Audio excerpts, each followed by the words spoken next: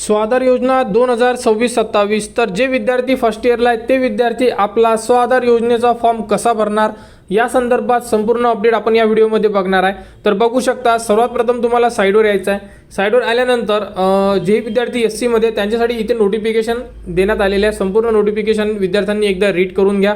त्यानंतर ज्या विद्यार्थ्यांनी ऑलरेडी रजिस्ट्रेशन केलेलं आहे त्यांच्याकडे आयडी आणि पासवर्ड असू शकतो। ज्यांनी रजिस्ट्रेशन केलेलं नाही आहे, पहिल्यांदा या साईटवर व्हिजिट केलेली असेल तर तुम्ही रजिस्ट्रेशनमधून सर्वात आधी तुमचा आयडी आणि पासवर्ड हा तुम्हाला रेडी करून घ्यावा लागेल। यामध्ये तुमचा ईमेल आयडी आणि मोबाईल नंबर हा तुम्हाला यूज करायचा आहे। क्लिअर? अशा प्रकारे सर्वात प्रथम आयडी आणि पासवर्ड तयार करून घ्या। ज्यांच्याकडे असेल आयडी पासवर्ड तो आयडी टाका, पासवर्ड टाका, कॅप्चा इन्सर्ट करा आणि सर्वात प्रथम आपल्याला साइन इन करून घ्यायचं आहे। साइन इन केल्यानंतर आपण डायरेक्टली आपल्या पोर्टलवर जाणार, त्यावरती आपण आपला फॉर्म भरणार। तर संपूर्ण अपडेट तुम्हाला या व्हिडिओमध्ये देणार आहे की अप्लाय केल्यानंतर कोण विद्यार्थी यामध्ये इलिजिबल असणार आहे या संदर्भात सुद्धा अपडेट आपण तुम्हाला प्रोफाईलमध्ये गेल्यानंतर संपूर्ण माहिती देणार आहे की फर्स्ट इयर स्वाधार योजनेसाठी कोण इलिजिबल असेल त्याप्रमाणे। ठीक आहे, तर सर्वात प्रथम आता साइन इन करा।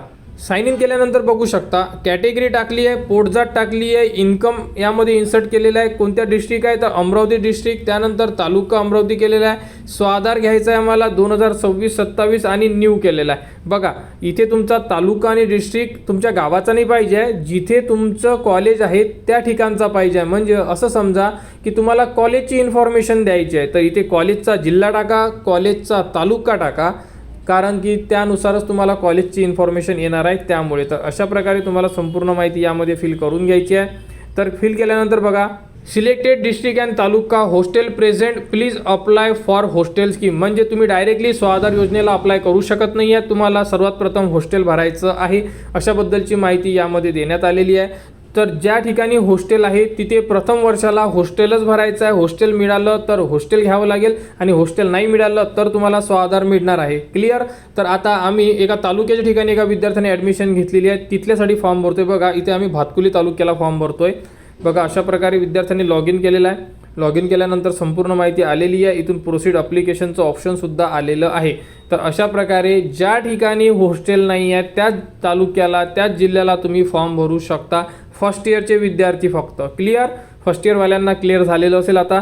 तर जिथे हॉस्टेल नाही आहे तिथेच फर्स्ट इयरला स्वाधार मिळणार, बाकी ठिकाणी मिळणार नाही, कारण की अगोदर तुम्हाला हॉस्टेल भरा आणि हॉस्टेल मिळालं नाही तर तुम्हाला स्वाधारमध्ये तुमचे फॉर्म कन्वर्ट करून देण्यात येणार आहे समाज कल्याणकडून। ठीक आहे, अप्लाय केल्यानंतर बघू शकता अशा प्रकारे तुम्हाला सर्वात अगोदर जे पहिलं ऑप्शन आहे हे आहे documents upload. Caste certificate upload करा, डोमेसाईल सर्टिफिकेट टाका किंवा मग टी.सी. सुद्धा ॲड करू शकता, इन्कम सर्टिफिकेट चालू वर्षाचं, मार्कशीट आणि टी.सी. टाका। तर तुम्ही प्रथम वर्ष डिग्रीला असेल तर तुमची 10वीची मार्कशीट, 12वीची मार्कशीट आणि त्यामध्ये टी.सी. असे 3 डॉक्युमेंट्सची कंबाईन PDF करून इथे अपलोड करा। तर इथे तुम्हाला बोनाफाईड सर्टिफिकेट, तर तुमची ॲडमिशन झालेली आहे कॉलेजला जा, अप्लाय करा, बोनाफाईड सर्टिफिकेट त्यांच्याकडून घ्या आणि त्या प्रकारे इथे बोनाफाईड सर्टिफिकेट अपलोड करा। इथे डॉक्युमेंटची साईज दिलेली आहे, कास्ट सर्टिफिकेट 250 KB मध्ये, इथे टी.सी. आणि मार्कशीट मागितलेली आहे आणि साईज जास्त असल्यामुळे 512 KBची तिथे साईज देण्यात आलेली आहे। त्याप्रमाणे गॅप असल्यास गॅप सर्टिफिकेट टाका। डिक्लेरेशन स्टुडंट आणि पॅरेंटचं हे हॉस्टेलसाठी आहे, हे टाकायची गरज नाही आहे, तुम्ही नाही टाकलं तरीच चालेल। रेंट ॲग्रीमेंट टाका, तुमचं कॉलेज 5 किलोमीटर अंडर येते की नाही येत ह्याबद्दल म्हणजे तुम्हाला माहिती द्यायची आहे, महानगरपालिका किंवा मग नगर परिषदच्या समजा। त्यानंतर प्रेझेंटी 75% या प्रकारे डॉक्युमेंट्स टाकायचे। या व्यतिरिक्त तुम्हाला डॉक्युमेंट्स आहेत जसे की तुम्ही स्थानिक रहिवासी नसल्याबाबत, त्यानंतर कोणत्याही शासकीय वसतिगृहाला प्रवेश नसल्याबाबत हे सुद्धा डॉक्युमेंट्स तुम्हाला बनवून घ्यायचे आहे आणि तुम्ही रेंट ॲग्रीमेंटसोबत कंबाईन करून अपलोड करू शकता। ठीक आहे, अशा प्रकारे तुम्हाला संपूर्ण डॉक्युमेंट्स तुमच्या कॅटेगरीनुसार यामध्ये अपलोड करून घ्यायचे। संपूर्ण डॉक्युमेंट्स इथे अपलोड करून घ्या। अपलोड केल्यानंतर तुम्हाला अपलोड अँड सेव्हचं ऑप्शन दिलेलं आहे। यामध्ये सर्वात प्रथम तुम्हाला यावर्षीपासून डॉक्युमेंट्स अपलोड करायचे आहे। सर्वात शेवटी आपल्याला डॉक्युमेंट्स होते परंतु यावर्षीपासून यामध्ये चेंजेस केलेले आहे। तर अगोदर डॉक्युमेंट्स बनवून घ्या, डॉक्युमेंट्स अपलोड करा आणि त्यानंतर आपण आपला फॉर्म हा भरू शकतो। तर अशा प्रकारे संपूर्ण डॉक्युमेंट्स तुम्हाला अपलोड करून घ्यायचे आहे आणि त्यानंतर सेव्ह अँड नेक्स्टला क्लिक करायचं आहे। सेव्ह अँड नेक्स्टला क्लिक केल्यानंतर बघा इथे तुम्हाला टाईप ऑफ कोर्स, तुम्ही नॉन प्रोफेशनल कोर्स आहे, प्रोफेशनल कोर्स आहे की हायर सेकंडरी म्हणजे 11वीला आहे याबद्दल तुम्हाला एक ऑप्शन सिलेक्ट करायचा। प्रोफेशनल कोर्स आहे का चेक करा, BA BCom असेल तर नॉन प्रोफेशनल, 11वीला असेल तर हायर सेकंडरी असं तुम्हाला ऑप्शन त्यामधून चूज करून घ्यायचा आहे। तर आमचा कोर्स प्रोफेशनल आहे, आम्ही प्रोफेशनल कोर्सचं ऑप्शन चूज करणार आहे। इथे तुम्हाला तुमचे नाव, जेंडर, डेट ऑफ बर्थ, त्यानंतर मोबाईल नंबर, इथे अनमॅरिड आहे, फादरचे नाव टाका, इथे मदरचे नाव टाका, अनाथ ऑर्फन आहात का, येस नोमध्ये आन्सर द्या. त्याचप्रमाणे डिसेबिलिटी, हँडिकॅप आहात का, तिथे सुद्धा तुम्हाला येस नोमध्ये आन्सर देऊन बाकीची माहिती यामध्ये फिल करून घ्यावी लागेल तुम्हाला.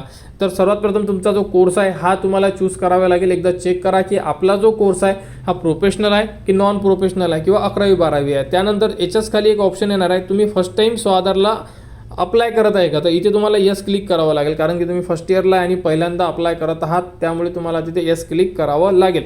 अशा प्रकारे तुम्हाला संपूर्ण माहिती फिल करून घ्यावी लागेल. त्यानंतर बघू शकता इथे तुम्हाला तुमची कॅटेगरी SC आहे. पोटजात ऑलरेडी आपण अप्लाय करायच्या अगोदर दिलेली आहे, ती पोटजात चेंज होणार नाही. कास्ट सर्टिफिकेट नंबर टाका, कास्ट सर्टिफिकेट कोणत्या डिस्ट्रिक्टमधून काढलेली आहे इथे तुमचे नाव टाका. कास्ट सर्टिफिकेट ऑथॉरिटी कोणी दिलेली आहे आणि कास्ट सर्टिफिकेट कोणत्या तारखेला काढलेली आहे, या प्रकारे संपूर्ण माहिती इन्सर्ट करा. त्याचप्रमाणे इथे डोमेसाईल नंबर टाका, डोमेसाईल नंबर कोणी दिलेला आहे हे सुद्धा यामध्ये इन्सर्ट करा. आता तुम्ही म्हणाल sir caste certificate number, domicile number कसा शोधायचा, या व्हिडिओला एक व्हिडिओ लिंक करून दिलेला आहे. कास्ट सर्टिफिकेट, डोमेसाईल, इन्कम सर्टिफिकेटचे नंबर कसे शोधायचे, त्याप्रकारे 2 मिनिटं तो व्हिडिओ बघा, तुमचे डाऊट्स क्लिअर होऊन जाणार. त्याचप्रकारे तुम्ही यामध्ये तुमचा कास्ट सर्टिफिकेट, डोमेसाईलची इन्फॉर्मेशन तुम्ही ॲड करू शकता. क्लिअर. तर अशा प्रकारे तुम्हाला कास्ट सर्टिफिकेट, डोमेसाईलची इन्फॉर्मेशन आणि पर्सनल इन्फॉर्मेशन तुम्हाला संपूर्ण माहिती फिल करून घ्यायची आहे आणि त्यानंतर तुम्हाला करायचं आहे सेव्ह. फर्स्ट पेज तुमचं सेव्ह होऊन जाणार पर्सनल इन्फॉर्मेशनचं आणि त्यानंतर करा सेव्ह अँड नेक्स्टला क्लिक. त्यानंतर तुम्हाला तुमचा प्रेझेंट ॲड्रेस टाकायचा आहे विद्यार्थ्याचा, जो तुमचा गावाकडचा वगैरे जो ॲड्रेस असेल तो ॲड्रेस यामध्ये संपूर्ण इन्सर्ट करा. जिल्हा टाका, तालुका टाका, गावाचे नाव टाका, पिनकोड टाका. हाच ॲड्रेस जर सेम असेल तुमचा प्रेझेंट आणि परमनंट, इथे चेकबॉक्सला क्लिक करा, हा ॲड्रेस ॲटोमॅटिकली इथे येऊन जाणार. ठीक आहे. वेगळा असेल तर तुम्ही वेगळा टाईप करू शकता. तर अशा प्रकारे तुम्हाला जे ॲड्रेसचं पेज आहे हे प्रॉपर व्यवस्थितरित्या फिल करून घ्यायचं आहे. जोही तुमच्या आधार कार्डवरचा ॲड्रेस असेल तो टाका किंवा मग काही वेगळा ॲड्रेस असेल तो सुद्धा तुम्ही यामध्ये ॲड करू शकता. तर अशा प्रकारे ॲड्रेसचं जे पेज आहे हे संपूर्ण फिल करा आणि त्यानंतर सेव्ह अँड नेक्स्टला क्लिक करा. त्यानंतर बघू शकता पॅरेंट्सचा ॲड्रेस म्हटलेला आहे, 4 नंबरची स्टेप आहे. इथे वडिलांचा ॲड्रेस टाका. वडिलांचा आणि तुमचा ॲड्रेस सेम राहू शकतो, त्यामुळे सेम टू सेम सुद्धा तुम्ही ॲड करू शकता. डिस्ट्रिक्ट टाका, तालुका टाका, गावाचे नाव टाका, पिनकोड टाका. इथे फादरचा मोबाईल नंबर टाका. ठीक आहे. इथे ईमेल ID असेल तर टाका, कंपल्सरी नाही आहे, नाही टाकली तरी चालेल. हा ॲड्रेस आणि हा खालचा ॲड्रेस जर सेम असेल तुम्ही तर इथे चेकबॉक्सला क्लिक करा, हा ॲड्रेस ॲटोमॅटिकली इथे कॉपी होऊन जाणार. तर प्रेझेंट ॲड्रेस आणि करस्पॉन्ड ॲड्रेस जर सेम असेल तर तुम्ही चेकबॉक्सला क्लिक करा. अशा प्रकारे पॅरेंटचा ॲड्रेसचं जे ऑप्शन दिलेलं आहे त्यामध्ये संपूर्ण माहिती फिल करा आणि ॲड्रेस टाकल्यानंतर मोबाईल नंबर ॲड केल्यानंतर तुम्ही सेव्ह अँड नेक्स्टला क्लिक करू शकता. अशा प्रकारे तुमची पॅरेंटचा ॲड्रेससुद्धा सेव्ह होऊन जाणार. यानंतर आपल्याला करंट ॲडमिशन आणि करंट इन्फॉर्मेशन म्हणजे क्वालिफिकेशन आपल्याला ॲड करून घ्यायचं आहे. त्यानंतर बघू शकता यामध्ये करंट क्वालिफिकेशन म्हणजे तुम्ही फर्स्ट इयरला ॲडमिशन कुठं घेतलेली आहे बघा. इथे महाराष्ट्र टाका, जिल्हा टाका, कोणत्या जिल्ह्याला घेतलेली आहे, ॲटोमॅटिकली जिल्हा येऊन जाणार तुम्हाला. म्हणजे जोही तुम्ही घेतलेला आहे तालुकासुद्धा तुम्हाला जो तुम्ही अगोदर अप्लायमध्ये चूज केलेला आहे तोच येऊन जाणार. क्वालिफिकेशन लेवल ग्रॅज्युएशन आहे आमचं, मी ग्रॅज्युएशन टाकणार. Stream art, commerce, science, engineering या प्रकारे टाकायचं आहे तुम्हाला. ठीक आहे. त्यानंतर कॉलेजचे नाव टाका. कोर्स म्हणजे आता एखाद्या विद्यार्थ्याने इंजिनिअरिंग असेल तर त्यांची ब्रँच कोणती आहे, electronics, electrical, IT, computer click करा. त्यानंतर टाकल्यानंतर तुमची ॲडमिशन कोणत्या प्रकारे झालेली आहे, कॅप थ्रू झालेली आहे, TFWS थ्रू झालेली आहे ते ऑप्शन टाका. ॲडमिशन इयर 2026 टाका.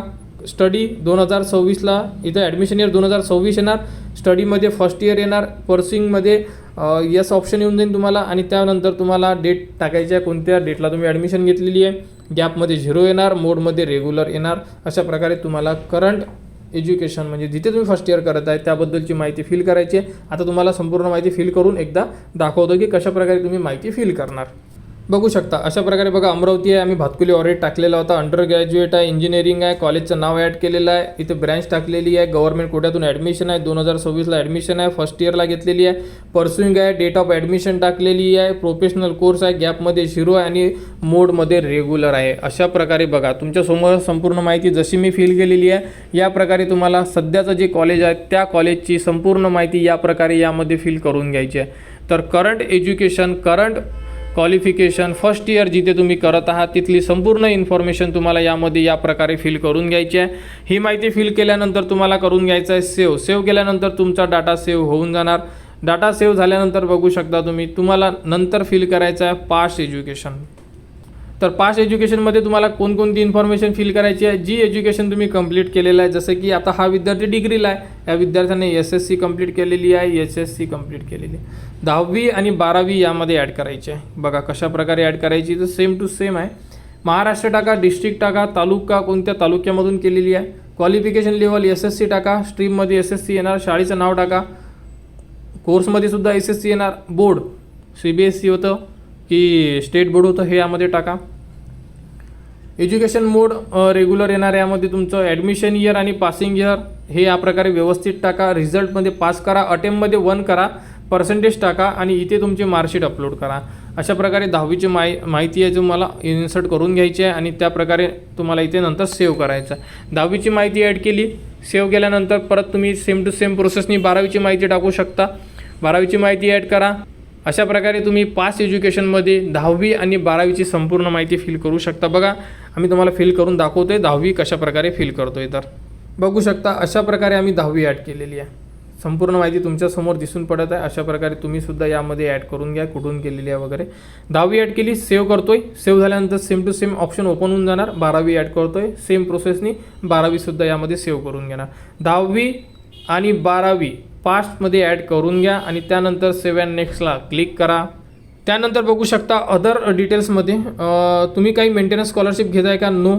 In this course available in your district, तर हो आमच्या डिस्ट्रिक्टमध्ये अवेलेबल आहे. त्यानंतर गव्हर्नमेंट हॉस्टेलला राहत होते का, तर इथे आम्ही नाही आहे केलेलं आहे. ठीक आहे, इथे तुमचा बँक अकाउंट टाका, कन्फर्म करा बँक अकाउंट नंबर. त्यानंतर इथे तुमचे बँक अकाउंट होल्डर नेम टाका, IFSC कोड टाका, बँकेचे नाव आणि बँकेची ब्रँच ॲटोमॅटिकली येऊन जाणार. या प्रकारे तुम्हाला बँक डिटेल्स आणि अदर डिटेल्समध्ये संपूर्ण माहिती व्यवस्थित फिल करून घ्यायची आहे. बघा यामध्ये बँक अकाउंट नंबर चुकू देऊ नका, कारण की जर चुकला तर तुम्ही एडिट करू शकत नाही आणि नंतर तुम्हाला अडचणी जाऊ शकतात, कारण की तुम्हाला जेही काही पैसे असेल या अकाउंटला येणार. त्यामुळे बँक अकाउंट व्यवस्थित टाका, संपूर्ण माहिती फिल करा आणि जर संपूर्ण माहिती फिल केली तर इथे तुम्हाला चेकबॉक्स दिलेला आहे. चेकबॉक्सला क्लिक करून आपण सेव्ह अँड नेक्स्ट करू शकतो. आता बघा सेव्ह अँड नेक्स्ट केल्यानंतर आपण सध्या शेवटच्या स्टेपवर आहे. त्यामुळे सेव्ह अँड नेक्स्ट केल्यानंतर तुमच्या फॉर्मचा प्रिव्ह्यू तुम्हाला दिसून पडेल. प्रिव्ह्यूमध्ये तुम्हाला एकूण एक माहिती व्यवस्थित चेक करायची आहे, कारण की यामध्ये एडिट ऑप्शन नाही आहे. एकदा फॉर्म सबमिट केला तुम्ही की तुमच्या जिल्ह्याच्या ठिकाणी तुम्हाला समाज कल्याण ऑफिसला सबमिट करायचा आहे, हार्ड कॉपी विथ डॉक्युमेंट्स लावून. बघू शकता तुमच्यासमोर संपूर्ण फॉर्म दिसत आहे. ही माहिती आपण ब्लर केलेली आहे, कारण की विद्यार्थ्याची पर्सनल इन्फॉर्मेशन असल्यामुळे. तर अशा प्रकारे तुम्ही सर्वात शेवटी प्रिव्ह्यू करून घ्या. प्रिव्ह्यूमध्ये मी अजूनही सांगतो तुम्हाला एकूण एक माहिती चेक करा, ज्यामध्ये तुम्हाला असं वाटलं पाहिजे की नाही ही माहिती संपूर्ण ओके आहे, यामध्ये 1% ही त्रुटी नाही आहे. आणि माहिती तर चेक करा, त्याप्रमाणे तुम्ही जे डॉक्युमेंट्स अपलोड केलेले आहेत हे डॉक्युमेंट्ससुद्धा तुम्हाला व्यवस्थितरित्या चेक करायचं आहे. कास्टमध्ये कास्ट आहे का, डोमेसिलमध्ये डोमेसिल, मार्कशीटमध्ये मार्कशीट, एकूण एक इन्फॉर्मेशन चेक करा. मी परत सांगण्याचा उद्देश हाच आहे की एडिट ऑप्शन नाही आहे. एडिट ऑप्शन नसल्यामुळे काय होते की आता तुमच्याकडून जर छोटीशी चूक झाली तर ती चूक दुरुस्ती करायला तुम्हाला समाज कल्याणचे 2 ते 4 चक्कर मारायचं काम पडू शकते आणि चक्कर मारूनसुद्धा तुमचं काम होईल याची गॅरंटी नाही आहे. मी अगोदरच तुम्हाला क्लिअर सांगतो.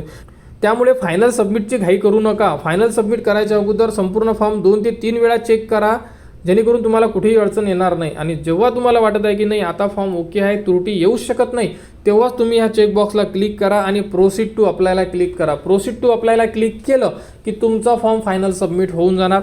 फायनल सबमिट झाल्याबरोबर तुम्ही प्रिंट काढू शकता. प्रिंट काढा, डॉक्युमेंट्स अटॅच करा आणि आपल्या समाज कल्याण ऑफिसला सबमिट करा. तर या प्रोसेसनी फर्स्ट इयरचे विद्यार्थी डायरेक्ट स्वाधारचा फॉर्म भरू शकतात.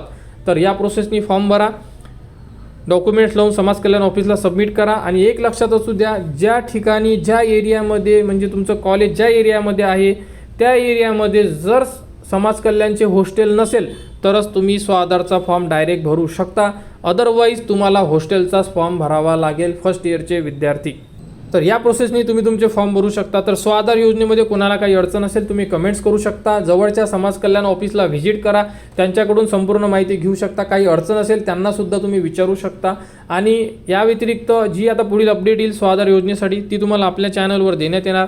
त्यासाठी आपल्या चॅनलच्या कनेक्टमध्ये राहा, चॅनलला सबस्क्राईब करा व हा व्हिडिओ इतरांपर्यंत शेअर करा.